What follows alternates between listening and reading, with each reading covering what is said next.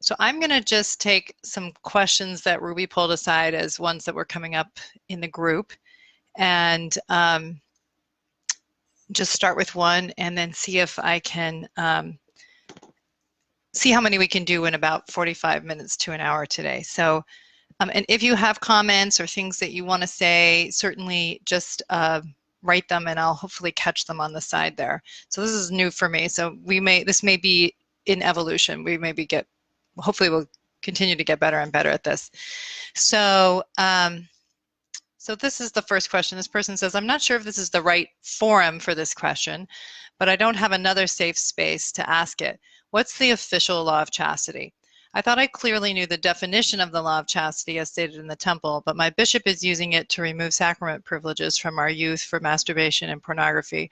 When asked about it in their interviews, because as stated in the For the Strength of Youth pamphlet, they are arousing sexual emotions in their body. This honestly shocked me. I've been trying to find official church policy on this, and it's pretty unclear, other than, quote, the way to avoid breaking the law of chastity is to avoid these arousal behaviors. In some manuals, it states the law of chastity is sex before marriage and infidelity, and in some, it includes any kind of lustful behavior or even thoughts, which would mean we're all in trouble, definitely. I bounced this question off another male ward leader who knew the circumstances and I could trust to voice my disagreements to, but he said this was living the higher law, question mark, she puts.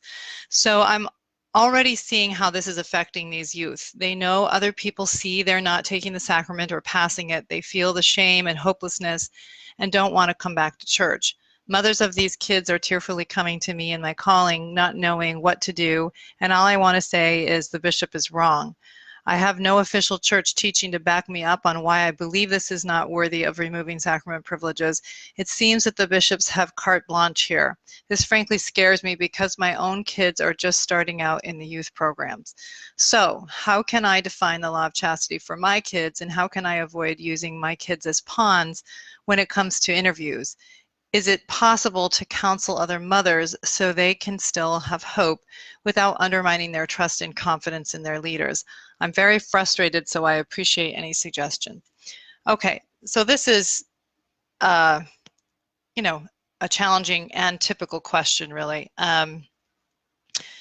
It's a challenging question because I think that part of how we are taught to be good members of the church is to basically be in compliance or to be deferential essentially to what our church leaders teach us, and to you know, challenge that too much is to demonstrate faithlessness or a lack of spiritual commitment. And yet it gets tricky when you feel like what you feel is right or reasonable or healthy is in contradiction to what a church leader suggests or believes. And we aren't given a lot of clear instruction on what you do when you come up against this, because I think we want to believe collectively that our church leaders are going to always basically be pointing us in the right direction. And so any contradiction would be just a function of your own limitations. And you know, sometimes that's the case, right? Sometimes there are church leaders and others who know better than we do, and their point of view is challenging us because we have some comfort in our own limited view and we don't want to be stretched, right? But other times it's about the fact that, you know, while church leaders are definitely inspired, the reality is we're all looking through a glass darkly. I mean, the reality is all of us are imperfect vessels, and all of us are trying to discern and make decisions about what's best with limited knowledge and our own blind spots and our own enculturation.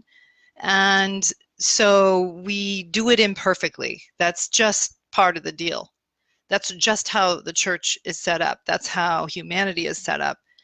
And so what do you do when you feel like a church position or a leader's position is in contradiction to what you think is right? I mean, I think what I would say to that is that you certainly don't want to be flippant about it, because you do want to check, is this being driven by my own narrowness or my own pride or my own reactivity? Is there something that I need to look at in myself around this? Where might I have a blind spot? So I think certainly looking at yourself honestly and with some courage is important. If you, come to something where you feel like, and this questioner's position is, I feel like that, first of all, when you ask what's the official, that's a very hard question. I mean, I don't know any better than anybody else, I think. I think a lot of us are recognize that there can be ill-defined positions around things sometimes, that in some context it's said one way, in another it's said another way, that a bishop or church leader may have their own unique position. I had a bishop once that thought masturbation was worse than sex. So I think that when you feel like, no, I believe this church leader has it wrong, then I think the question is, if I were to defer to it, do I think it will create greater harm? Right? Because sometimes we may think, look, I think what the church leader is doing is not a great idea. It's going to be a terrible Christmas party or whatever. But, it's not going to create any harm to just support it, go along and support them in their calling and what they have a responsibility to.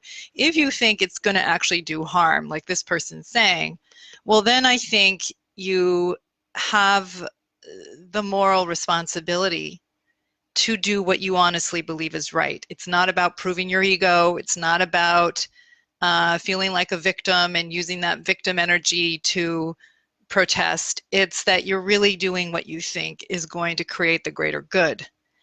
And I personally think, and I teach my kids this, that if you want to be a good church member, that's your basic responsibility, is to stand up for what you believe is true and good, even when other people don't agree with you. That's how groups evolve. That's how families and marriages evolve, is when you, after scrutinizing your own motives and being thoughtful and prayerful in your position, to say, I think this is the wrong position, and it's not healthy. Now, you ultimately have the utmost responsibility to your children, first and foremost, far before the bishop does.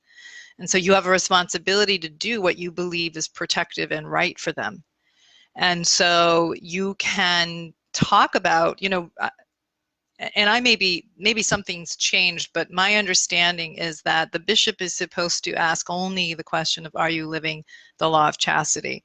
That they are not supposed to delve into specific questions unless the adolescent brings something up specifically. I may be wrong about that, and if there's any bishops on the call who know, but I believe that in Temple Recommend interviews, you're supposed to stick with the questions, and the question is, do you obey the law of chastity? So what we've done in our family is we've defined in our family, this is what the law of chastity means. And so, how do we speak to what that is, and how do we understand it as parents, and how do we understand it as family members, and then that they would respond from that understanding, because that's our primary responsibility. I think you can also speak frankly to your bishop if you want to, and take the position of saying, this is what my fear is if you go down this path. This is what, my belief is, this what it creates, if you think it would be productive to have that conversation. And so, but I think the most important thing is you think of yourself as having the primary responsibility to your kids, and then you navigate that relationship with church members. So, or church leadership, I mean. So sometimes we put it the other way around, that church leadership is primary and we should defer to that. But really, the church exists for the support of parents and marriages, not the other way around. And so you have a responsibility to stand up for what you really think is right. Now, I know this is tricky stuff. I know some people would say, no, that's wrong. You should trust in your leaders and They're speaking for God, and so you're off if you think otherwise. But I think that that's not how I see it. I think our first priority is to our children, and then we relate to the church in as much as it supports their healthy spiritual and relational development. So do people have questions they want to ask about what I'm saying, or anything they want to just go ahead and put it in the comments section? All right, so I will actually go on to the next question. 1 second. Let me just see if there's something here you see.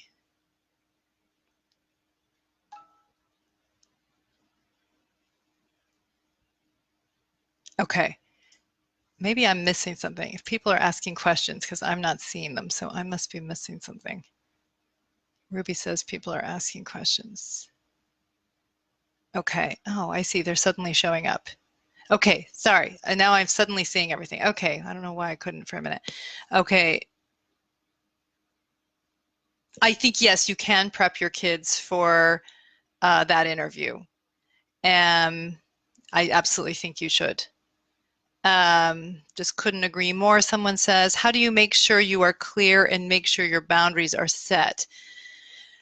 Well, I think you just want to be thoughtful about it because, I think sometimes we can be very trusting and we're not particularly thoughtful about what is my child actually going to be learning in young men's or young women's or in the youth program, or what is the interview process and what is their experience of it. And so you want to be thoughtful like you are in anything you would put your kids into, and to think about how does this shape their development, what is it that they what their experience of this be, and how do I set this up in a way that I think it's actually healthy for them.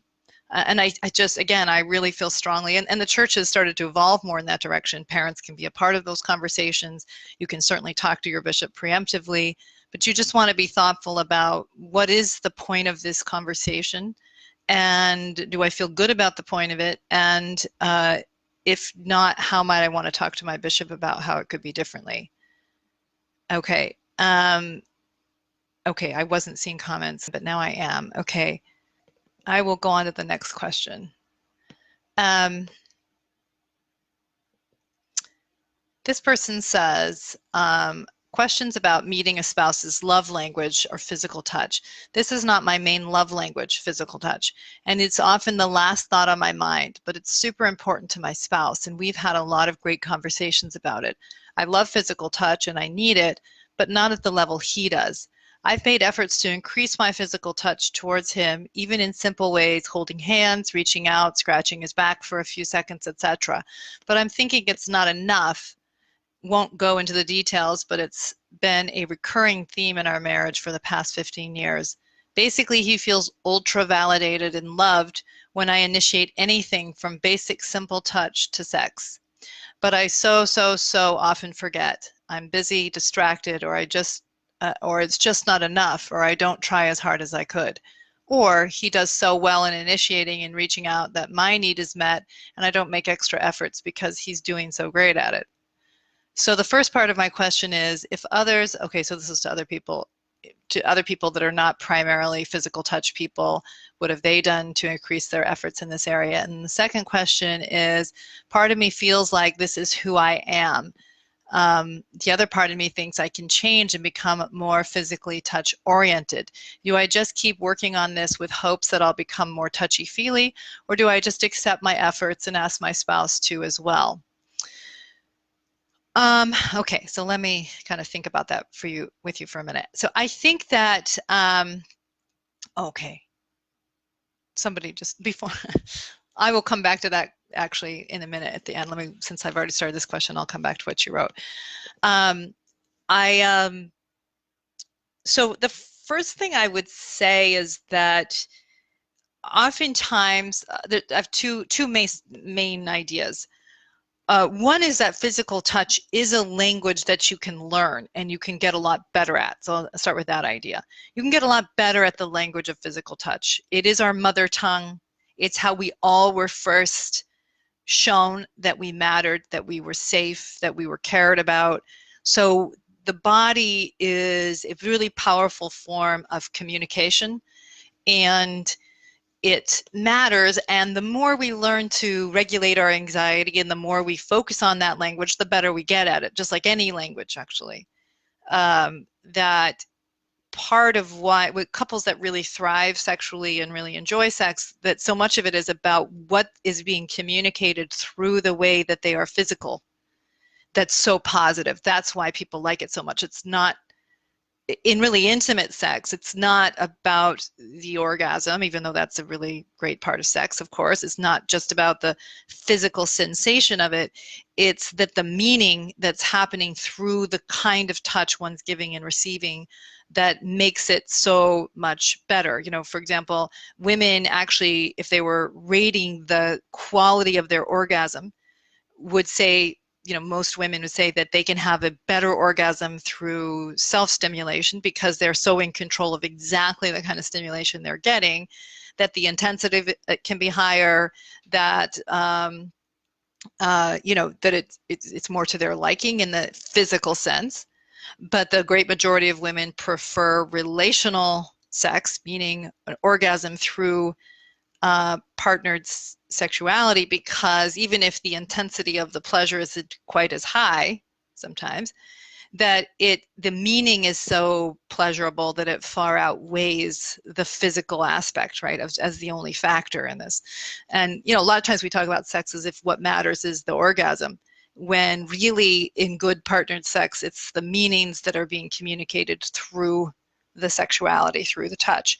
So it is a language, it's a language you can get better and better at, and what's often interfering with people is not just a lack of proficiency, although that is a factor, but it's often about the anxiety that couples are often managing between themselves that is unarticulated and sometimes unacknowledged, and really impacts desire for touch. So what I imagine about this particular couple is that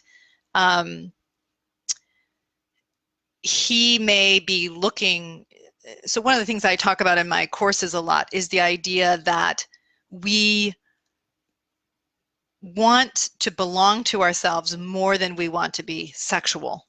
So belonging to ourselves is of primary importance. And if being sexual expands our sense of self, we will like it. And if it makes us feel less that we belong to ourselves, we will dislike it. So what I imagine about this particular couple is the possibility that for the husband, he really feels that physical touch is a way to belong to himself. So he wants his wife to touch him because he wants the validation of her desire. He wants to feel that she notices him, that she desires him, that she acknowledges his presence in her life. And so anytime he's receiving that, it's a massive validation of his sense of self. And so that's why he likes it so much. Now, one reason why she may like it less or find it less instinctively pleasurable is she may feel more of a sense that this is something she needs to do to manage her husband's mind, that she needs to, you know, push him, she needs to touch him as a way to get him to feel okay about them and to feel okay about her. And so then it's a little bit more of a way of, well, I'm doing, you know, I'm being a good wife because I'm touching my husband and I'm remembering to reach out to him, but it doesn't feel so instinctively like a way to really belong to me and belong to our partnership. And so it's harder to remember to do it. It's more in the frame of, you know, lists of things that I need to do.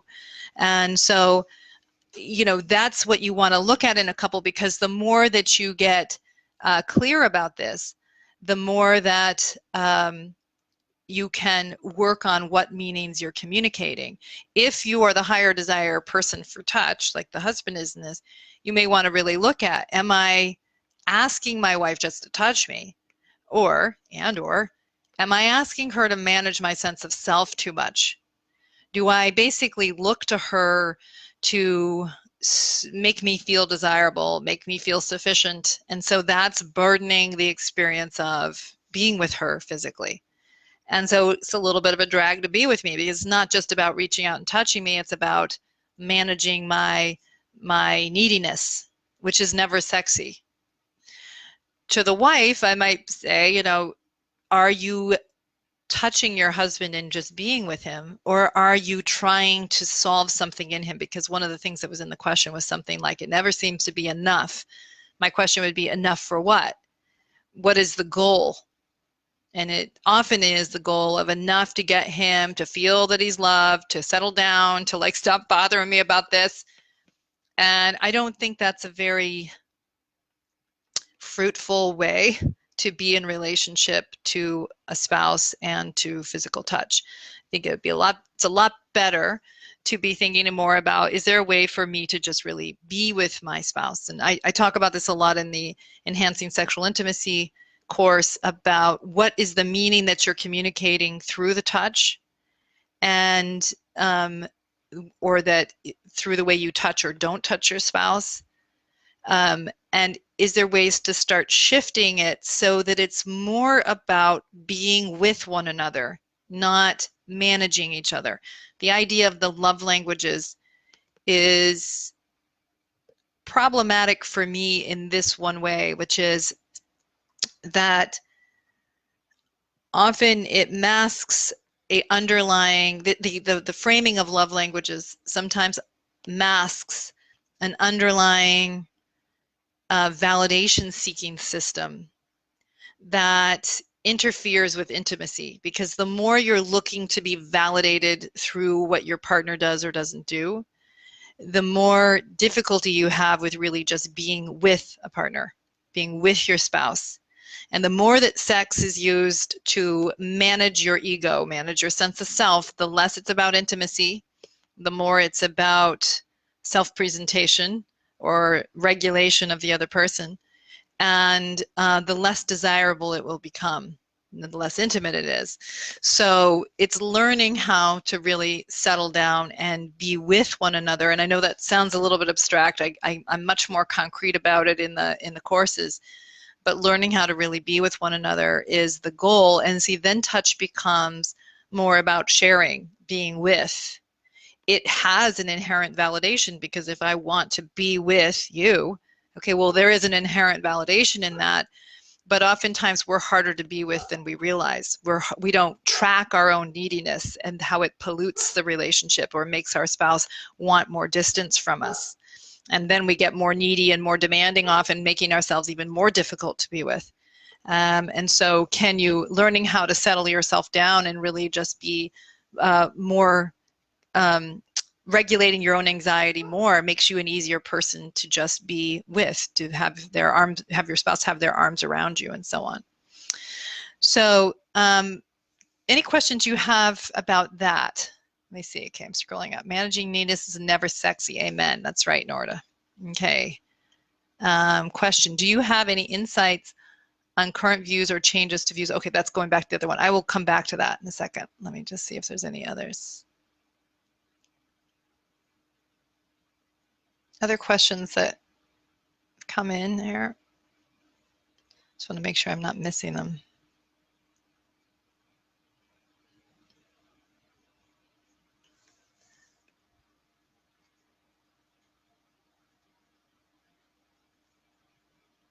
Okay. Any more questions about that from anybody?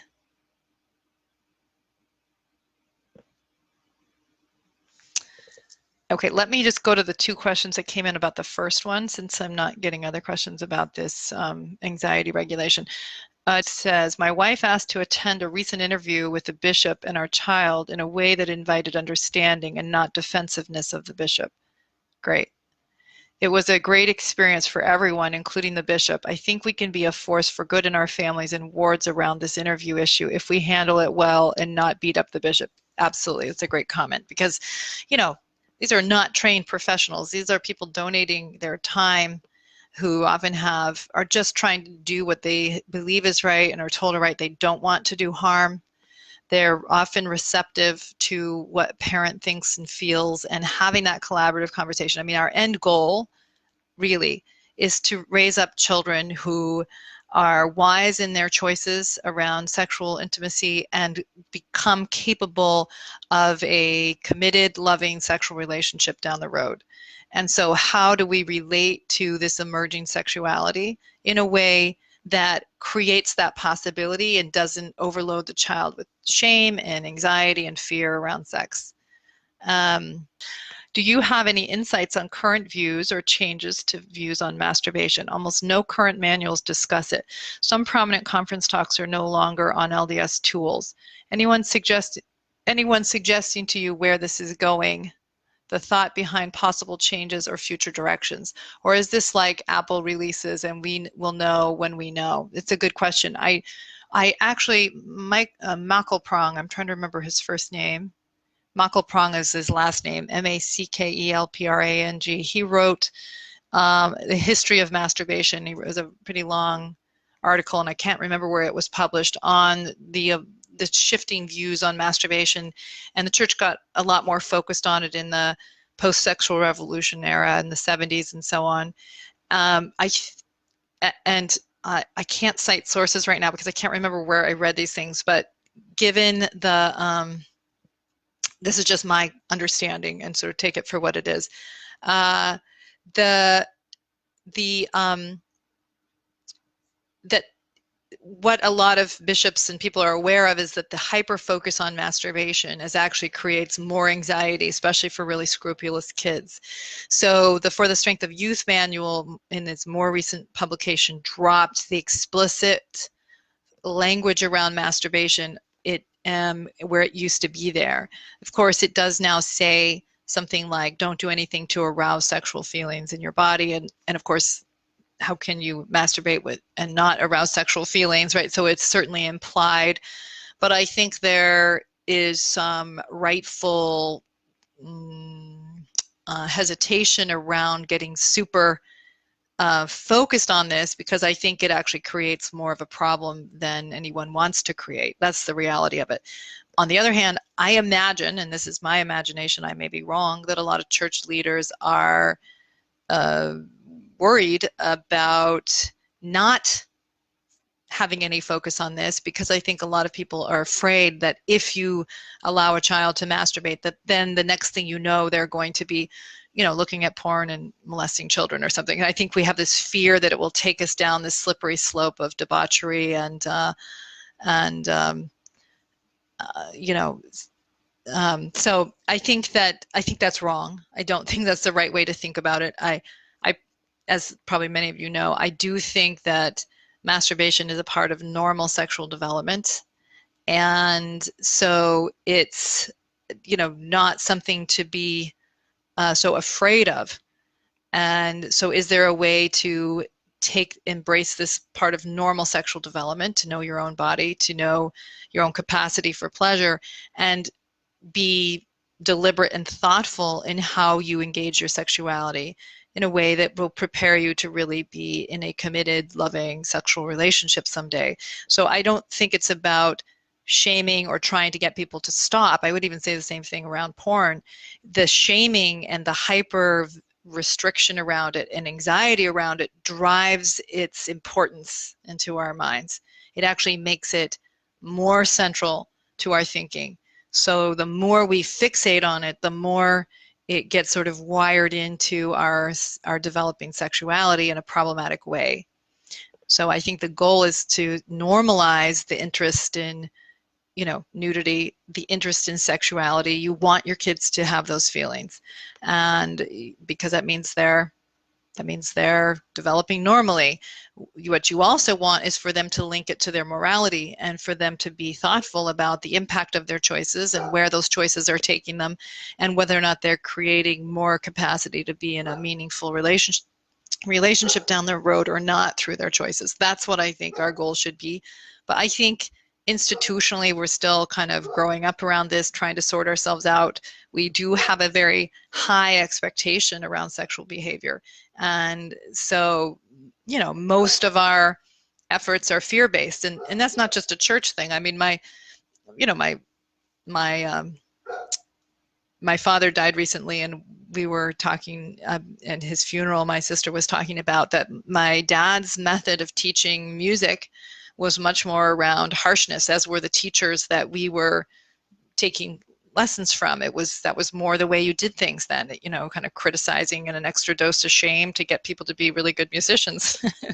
And, you know, that my father really praised my sister, who's a Suzuki violin teacher and who uses, you know, much more affirmation and praise and giving kids a direction, and it produces much better violinists, people that love music and can express themselves through it. And so there is an evolution even in the way we think about what what creates solid human development and what does it require from us.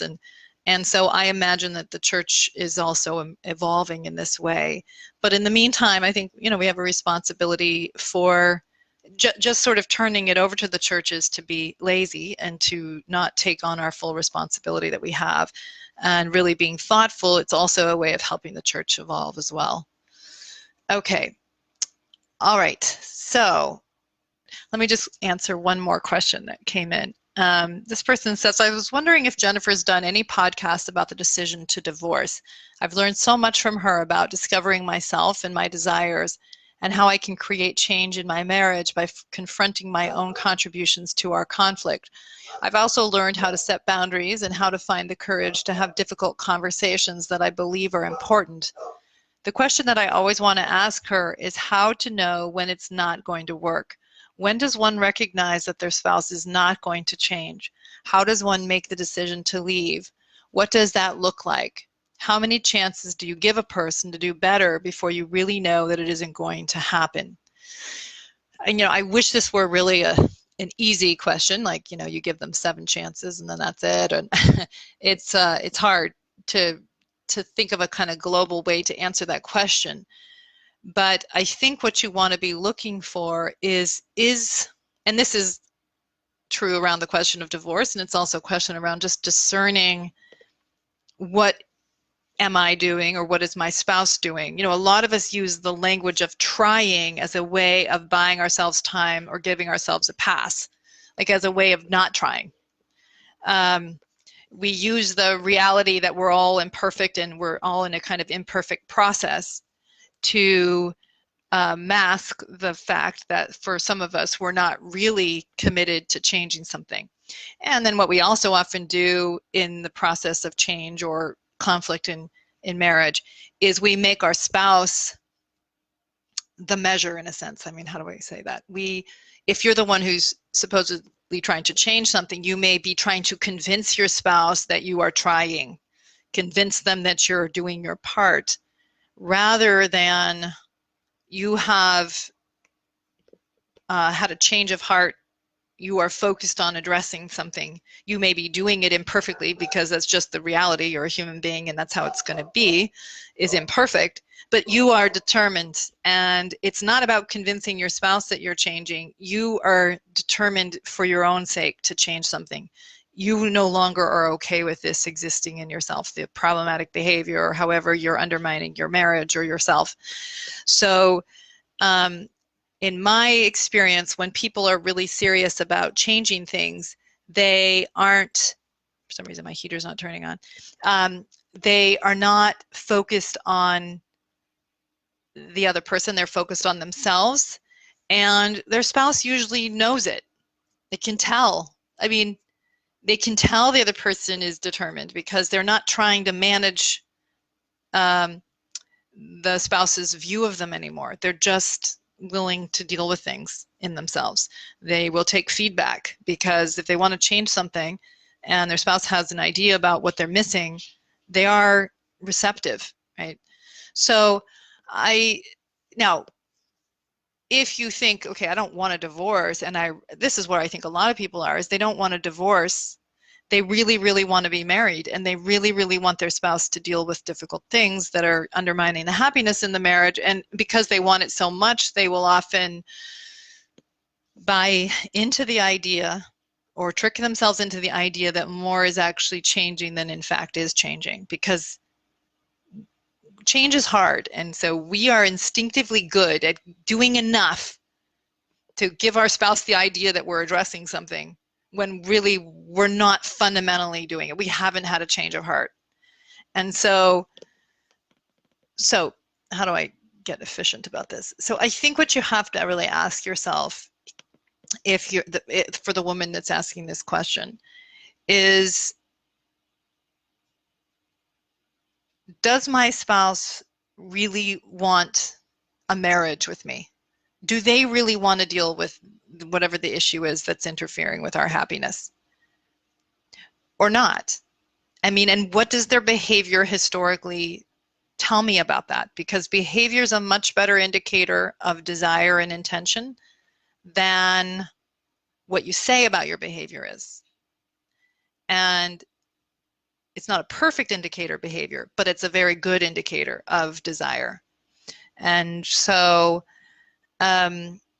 oftentimes what's happening is the person who's less determined to change something is often tracking whether or not the more resolute partner, I'm not sure what to call the person that's, but you know, they're tracking whether or not they still can get time from the other spouse. Does that make sense? They're tracking whether or not that person is still kind of hanging on to hope, hanging on to it changing. And if you feel like your spouse is basically exploiting your hope, but isn't really determined to change something themselves, I think the marriage deserves at least for that to be named for what it is. It allows both people to get clearer and more able to make wise decisions in the face of that. That doesn't necessarily mean it's a divorce, but at least it gets on the table that you have no interest in changing this, right? And oftentimes in my experience, that's when things do start to change. That's when, you know, either you cut bait and you really do say, you know, you've cast your vote and I see what it is. Or someone says, I really don't want this to be my vote. You know, for example, I was working with a couple where he kept looking at porn. It was very distressing for her. She would work really hard to get him to not look at it. They would only meet with me periodically. They'd come in, there'd be a confessional kind of experience. He would say, you know, I shouldn't do this. I really need to change it. I feel so bad. I'm not even asserting it as my value. He's asserting it as his value in the session. He's saying, I don't want to do that. I don't want to be this way. And then he'd go for a period of time and then be on a business trip and then he'd be looking at it again. And this just happened, I don't know, over like 6 or 7 or 8 sessions. It's just kind of this repeating pattern. And now I just finally said to him, I think you need to look at your behavior as a guide here. It's clear that you don't want to stop looking at it. Meaning you may not want to admit to yourself that you're somebody who wants to look at it, but behaviorally speaking, you clearly are somebody who doesn't want to give it up. And you're using your wife as the kind of the person to negotiate this with, and the person to hide this from, and the person that kind of how do I say it? You're like managing your ambivalence about this question through her. But maybe you should just be really honest that you're somebody who likes to look at porn. You do it whenever you go out of town, and you like to lie to her about it. And that's the pattern. That's the reality. And maybe if you just were more honest about that, well, then you could just get busy and be more honest in this marriage. And, you know, I was saying to him, you know, you have 2 choices. You have either you don't look at porn and your wife's happy with you, or you look at it and she's not happy with you. But you're trying to lie to her to be able to look at it and have her be happy with you. You're trying through deception to have both things. And I think you only get one, and maybe you ought to decide which one you really want. You know, currently you're trying to steal both choices. And I can't remember what I said to the wife, but something like, you know, you want a husband who's trustworthy and that you don't have to regulate, and yet you keep choosing to have a husband that you regulate, right? You keep trying to manage this question. And, you know, maybe what your real choice is whether or not you're going to be with somebody who looks at porn or not. and because that seems to be what his choice is. So anyway, my point in saying all that is once it was like on the table like that, then it changed for him because because she started to say, I'm not going to regulate this anymore. And she started to get clear about what she was willing to live with and what she wasn't, and really truly get clear within herself. It wasn't about managing him anymore. It was about managing herself. For him, he's realizing that, you know, she's getting more solid and she's not in a struggle with me so much. And is this really the legacy I want to leave? Is this really who I want to be? And then he started to take deeper ownership of his decision around this rather than regulating the decision through her. Does that make sense? So sometimes when you start to really name what someone is doing or not doing, it allows you the freedom to start making choices in a clearer headed way and less entangled with the decisions of the other person. And that's what the question of divorce always involves. So questions that people have about that. Let me scroll down here. Let's see. Yeah, this person says the best apology is changed behavior. Absolutely. Says specifically if the behaviors are manipulative or undermining. Yes, I think if, okay, so let me just go back to the first comment. It says, if the spouse isn't choosing to change behavior, but I've made peace with that, is it a bad example for my children to stay in the marriage? Not necessarily. Specifically if the behaviors are manipulative or undermining. Oh, okay, let me just think about that. So if the spouse isn't choosing to change a behavior, but I've made peace, is it a bad example for my children for me to stay in the marriage? I think it depends a little bit on why or how you've made peace with it.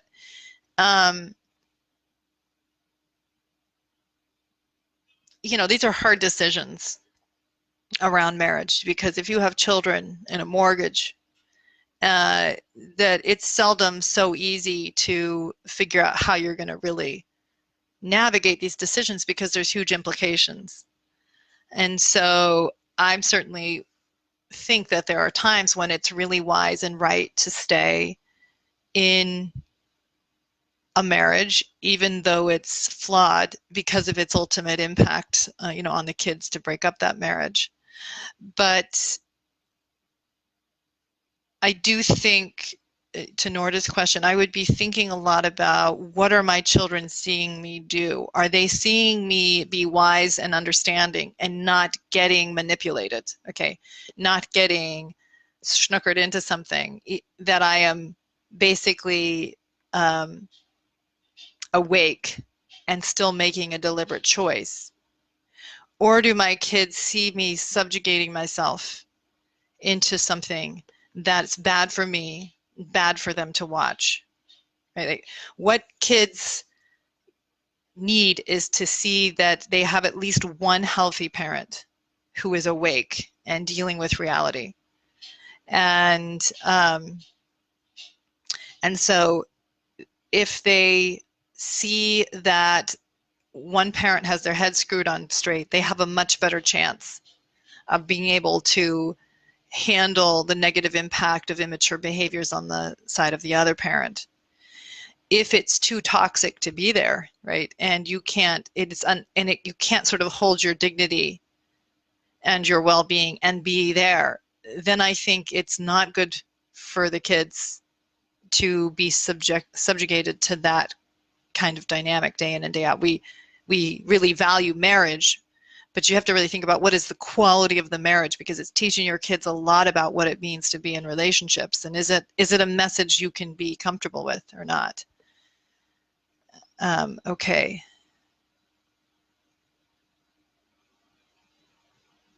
Yeah, it says the absence of behavior does not equal healing and change. That's true. That's exactly right.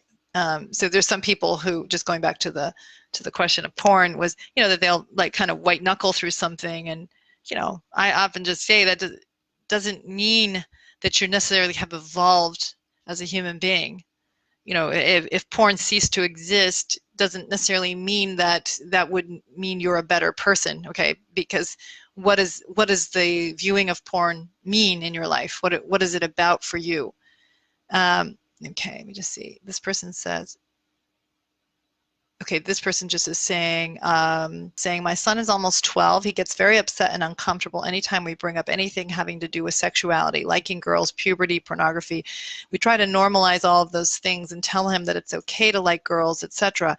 When we ask him why he doesn't want to talk about it, he just says, I don't know. I really don't think, he says, I don't know. I really don't think he's had any sexual trauma in his life. I think it's just uncomfortable for him. How do we handle that? Okay, let me see if I can give a quick answer to that because I have a dinner party tonight, so I have to go get ready. I think that I would just kind of keep tracking it, and kids can sort of come on board with this at different points. He's 11, almost 12. He may just have a little bit higher anxiety response to sexuality. It's not like he's 15. He is still pretty young, but I think seeing you all normalize it and just be comfortable yourselves will be good scaffolding for his mind to get more comfortable with it.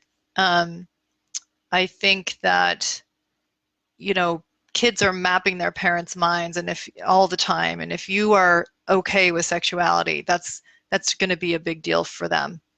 I think my child was, I'm trying to think how old he would have been, 8, 9, 10. Yeah, he would have been like 11 years old. My daughter was 8. She asked me at the dinner table, Mom, what's the meaning of sex or sexy? I can't remember what she was asking. And so I started to answer it, and my 11-year-old was like, Mom, I'm eating. Like, basically you're inducing a disgust response, please. So, and he certainly doesn't feel that way now. He's 17. So it's very likely he will grow out of it, especially if he sees that, you and your husband are comfortable. Okay, let me just see if there's anything else here at the bottom. Okay, I think that's everything for today. Let me just see what this person says. Yeah, the best thing your children can see is a man who loves and honors their mother. We like to say it's so complex, but at the end of the day, if you've tried and there is only trust and love, it's a disservice to your sweet children. Okay. All right. If there is not, I think you're saying if there's not trust and love, it's a disservice. Yeah. Exactly. Okay. Well, thank you, everybody. And if you have any suggestions or how to make it better, certainly we're open to it because this is our first experience. And so we'd like to make it as relevant and helpful to you as we can. So thanks for joining, and I hope you all have a great Christmas and New Year's, and we'll do it again in January. Okay. Thanks, everybody. Bye.